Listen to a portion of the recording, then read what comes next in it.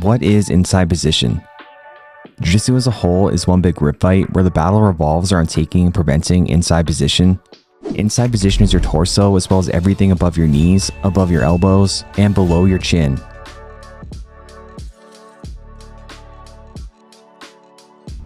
Everything below your knees, below your elbows, as well as your knees and elbows, and above your chin is used to protect your inside position, meaning your grips and your frames. The most important area of inside position is that of the torso and the neck. When we break down inside position of the torso and the neck, it is your ear to shoulder, your armpit to your hip, as well as one side of your hip to the other hip. Offensively, we're always looking to position ourselves to control our opponent's inside position, while simultaneously preventing them from gaining access to our inside position.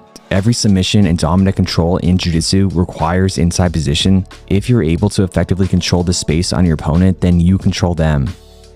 Car analogy. The best way to visualize the concept of inside position as a means of control is the seat and car seatbelt of a car.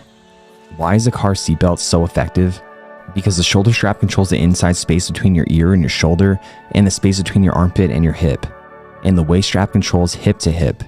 The way a car seatbelt controls a passenger to keep them safe in a car is the same way you control your opponent from dominant positions in Jiu-Jitsu, such as back control, side control, and mount. The same is true of defending. If your opponent is able to get their limbs or body on the inside of these areas on you, then you're in trouble. To better visualize this concept, let's use the back as an example. When you have your opponent's back, your arms act as the shoulder strap of a car seatbelt, hence the name seatbelt grip, and your hooks act as the waist strap. If we take this control one step further to a body triangle, it's even closer to a true car seatbelt as your leg is positioned entirely over your opponent's hips. A body triangle provides better control for a reason. It's more similar to an actual seatbelt. The more you're able to occupy inside position on your opponent, the more control you'll have over them. For example, if you compare a standard car seatbelt to that of a baby car seat, the harness occupies more inside position through more gripping points. Therefore, it's a superior control. And the car seat itself is the same as your chest to torso connection, which we're going to go over later in this chapter. The same concept can be applied to side control, as the arm positioning is the same. You're just in front of them instead of behind them. Imagine that the car seat is now on their chest and the seatbelt is running across their back. The crossface controls the space between the ear and shoulder, and the underhook controls the space between the armpit and the hip. Your hip or your knee also control one hip, which is decent control, but mount controls both hips, which is why it's a superior position. This is because, again, the more inside position you have in your opponent, the more that you control them. Here's another example that demonstrates that the more inside position you have, the better. This is Kesa Gatame. I'm in a relatively safe position because I have grips underneath the head and underneath the armpit.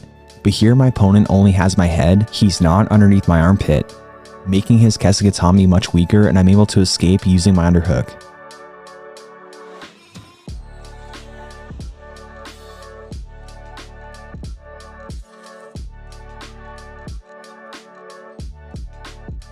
Another aspect of inside position is inside space, which can be used interchangeably with inside position. So what that means is I need to be on the inside of Mike's grips and frames.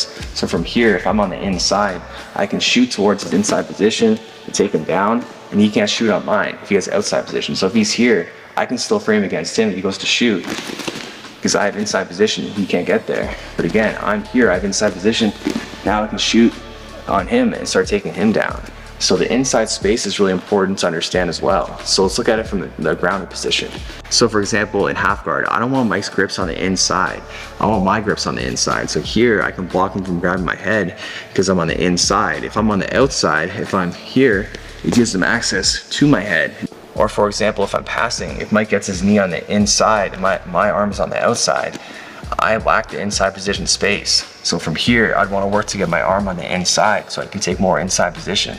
Same thing if I grab his arm from the outside, it gives him access to my inside position. So it's very important to control the inside space. Whether you're attacking or defending, it's important to occupy the space in front of your torso. In general, you must ensure your limbs are on the inside of your opponent's limbs, as this creates a barrier between your torso and your opponent's grips. This is a form of inside position, and it'll provide access to your opponent's inside position, their torso, and beginning of all of their extremities. Here's an example of me not having any inside position with my arms or my legs. I circle my feet into the inside, so I can take inside position. Now my opponent is gripping on the outside.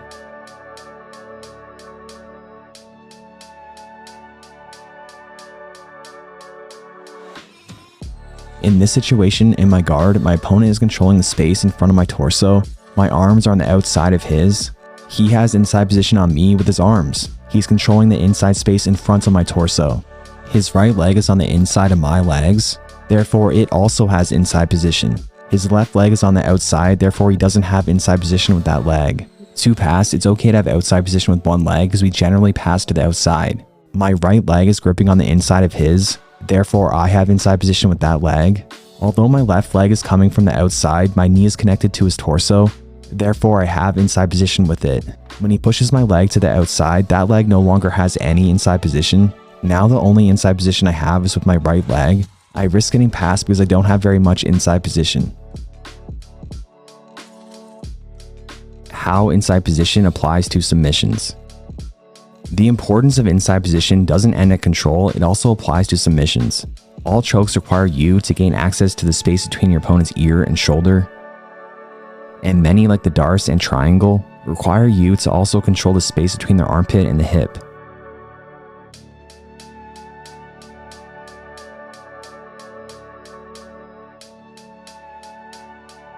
When controlling your opponent's limbs for a joint submission like an armbar, the closer you are to the torso, the better. For example, if we look at a loose armbar, your hips are far away from the torso and closer to the elbow. In order to tighten the armbar, you must bring your hips closer to the torso. This will also extend the lever and provide more braking force to your submission.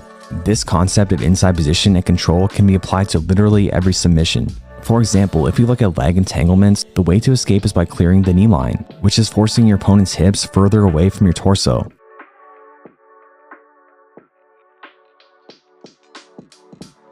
Let's talk about outside position. So we need inside position to control and submit our opponent, but we can use outside position to sweep our opponent or take them down. So for example, if I'm here with a butterfly sweep, I have inside position with my feet, I have it with my arm as well. I could take inside position and take an underhook, but that's not gonna sweep him, that's not gonna get him off the mat. So I need to grip outside position, which stops him from framing on the mat. Now I can take outside position and take his frame off the mat, lift him with my hooks, and get the sweep. Another example of outside position would be going for certain takedowns. So for example, like a foot sweep, we hook on the outside. So here we have inside position with our arms. We use our foot on the outside to take him down. If we go to the inside and move his leg, he's just gonna widen his legs, right? If we go to the outside here, then we can take them down.